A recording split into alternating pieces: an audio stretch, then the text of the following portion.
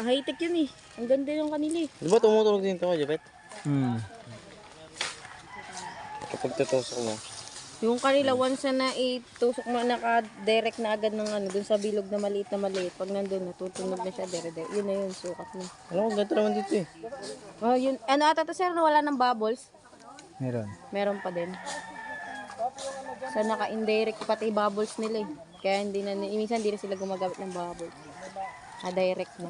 Maganda yung sipat-sipat. Pare, sinong maraming babae sa ni Chairman? Wala, isa lang sa akin. Ha? Isa na lang sa Kay akin. Chairman, marami babae ni Chairman? Marami si Chairman, 5 ata asawa nun eh. Ha? 5 ata. Ayun, hindi ko pa rin naubos eh. Hmm? Mas, Hindi ko pa rin naubos. mas believe ako sa'yo pare. May ebidensya eh. Sabihin siya. Nasa liig eh. Kay Chairman, walang ebidensya si Chairman eh. Ha? Malupit na maraming siya naman, wala ebidensya. Malupit tas pare. Parang parang sinasagad mo na pare sa Hindi oh. pinakagat ka na eh.